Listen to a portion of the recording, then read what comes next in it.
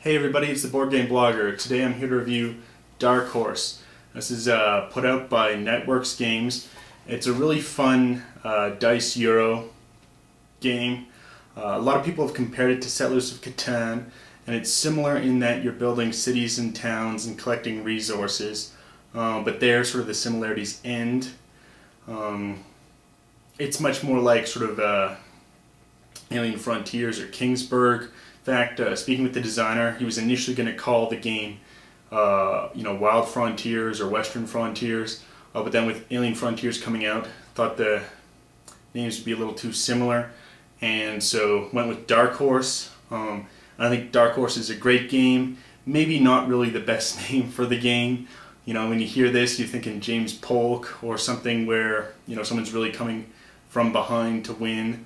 I think the designer wanted to show anyone can come from behind to win this game, and there is player interaction. A lot of Euros, there's not enough player interaction. Here there is by blocking which positions other people are playing, negotiating with the other players to try and lock out the leader can definitely happen by what position they're taking. But it is more friendly. It's not very aggressive, and so the player interaction is on the lower Euro scale, but it's still sufficient to make this really interesting game. There's a lot of great choices because the game is so dice based. You're going to have a lot of replayability, but it's not that the dice is making the game completely unbalanced and with too much luck, because you use the dice strategically to make choices in a sort of standard dice Euro. I think the game's really well balanced. You have some wonderful player aids, which are really helpful. Have symbol references, your action and abilities. The rule book is pretty good. It's 20 pages. Explains things quite well. The issue I have with the rule book, though, is there's no table of contents, and even more damaging, there's no index. And when you've got a 20-page rule book, pages aren't the biggest, but it's still a lot to leaf through. When you're trying to, in your mid-game, you need to look up a specific rule. It's very difficult to find it because there's no table of contents and there is no index. So that is probably one of the worst aspects of this game. You really need to throw in an index or a table of contents in these kind of rule books. Now, the way the game works is everyone's initially a different type of character, and each character has a bonus. If you want, where everyone's even, you could play without these, but I think it adds a lot to the game. And you've got the cowboy, the scoundrel, and they all have special abilities that are thematic and work with the game. I don't think anyone's really too unbalanced with this set. It hasn't been from the 5 or 6 games I've played, but I haven't played 100 games, so maybe over a long enough period one of these people emerges as the winner. But it seems balanced on 5 or 6 plays. The components are really nice. This game was kickstarted, and Kickstarter seems to be kind of hit and miss. Some games come out with really good components, some not so much. Here, components are great. The tiles, very good quality, thick tiles. Better than you get in some mainstream game productions. So I don't think you have anything to worry about there. It's a really interesting game. But why don't we take a look at how it plays? Okay, so here's a game sort of on initial setup for a 3-player game. People have already set up their cities and then their towns. In order to collect resources, you need towns adjacent to your city on resource locations. 3 main resources in this game are food, wood, and ore. And then we've got sort of an influence track. Each point of influence is going to be worth a victory point at the end of the game. Additionally, you get victory points at the end of the game by owning gold,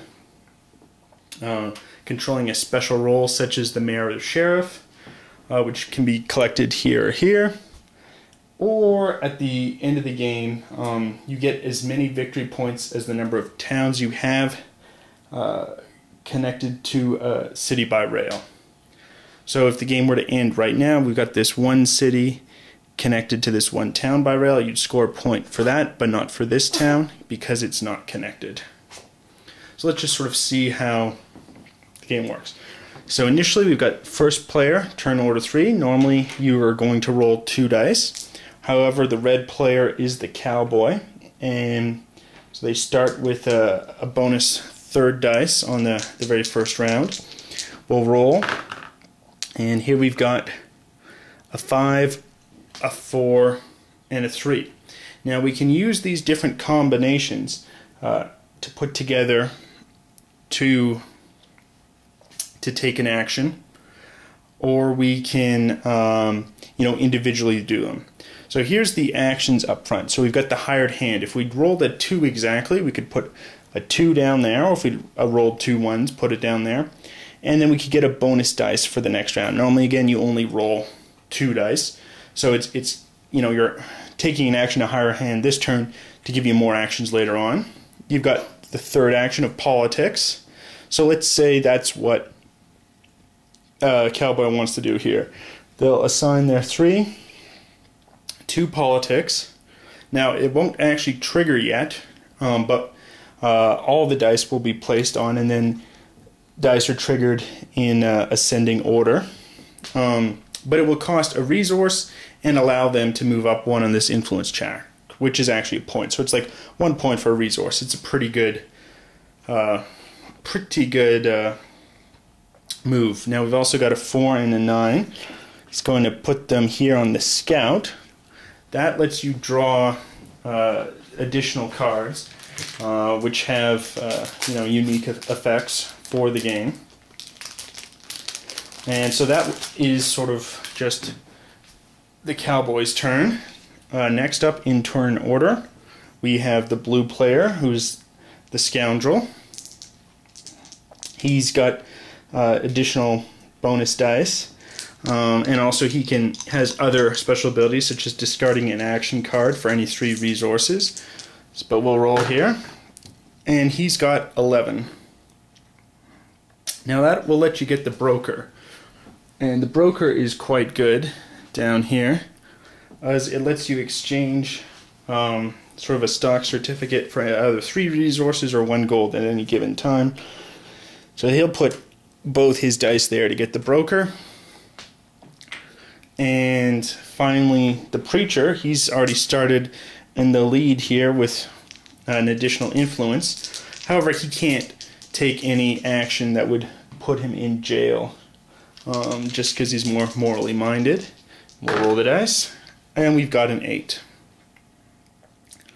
So he's going to put 4 here, which is produce on work crew on 2 hexes, and then another 4, which will simply let him produce additional. So now we'll actually score off. So no one's here in the take a loan or the dealer. It's a question mark, so any action could go there. We have here at the preacher's producing off his wood squares, so he will gain an additional wood. Pioneer, that would be you take a random action card. Doesn't apply here. We don't have anything in hired hand. Doesn't apply. Now we've come to the cowboy and the politics. He will trade in one of his food, and he started with some bonus ones, and he'll go up 1 on the influence track. Now have the work crew. This produces off 2 hexes, so the preacher gets another wood and a food. We then have the rail baron, and in a 4-player game you can actually have 2 people both go into there. We're just doing a 3-player game, so it won't apply. And if you had a 5, you could spend 2 or to build 2 more rails. And again, this is important because you want to link up your towns to cities for rail. You've got the builder. We can build either another town for 2 food and a wood, or you can build another city for a gold and 4 wood. Then move on to the trader, lets you trade resources. The engineer has you go up in turn order, get a wild dice, which lets you re-roll 1, 2, or 3 dice, or go up 1 or down 1 on any particular dice roll. And also gives you this, which lets you share a non-restricted action, or you can change a number to any dice, and that counts as a natural die roll. Because normally on some of these actions, the restricted action, you need to actually naturally roll. You then have the scout, so the cowboy is going to trigger that, and so the scout lets him look at the top 3 cards and then pick one and then put the other 2 face down. So here we have them. They're all action cards. This is dishonest trade.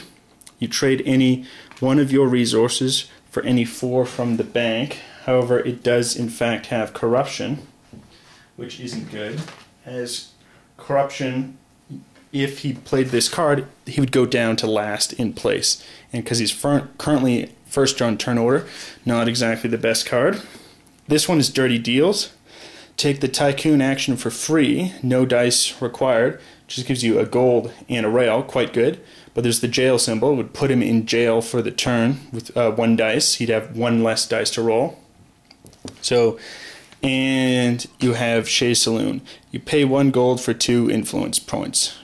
And what I like about these cards is they have flavor text. So, drinks are on the house. Mr. Lloyd, I guarantee this will be dirt cheap. And I like that, it just adds something to the game. A lot of games nowadays don't have flavor text. I think these are quite good. So the red player is going to choose to take Dirty Deals. And he chooses the order these go back on top of the action deck. Now with the jail, he can hold on to this card or he can play it when he wants. He's going to just play it right away. Takes the Tycoon action, giving him a gold and a rail, which he's going to place down here. And additionally, now 1 of his dice go into the jail, and he cannot use that for the next turn. And finally, we then have the mayor. Gives you the mayoral marker, which lets you do politics for free, which is quite handy. And you've next got the sheriff, which gives you a special dice, which you can roll in place and in lieu of your dice. And let's say you were the sheriff and you'd rolled a 1. You can use it as the 1, or you can flip it over to the opposite side of a 6, which gives you some more ability to maneuver amongst your choices. The broker here is taken by the scoundrel, which is quite good with this stock certificate.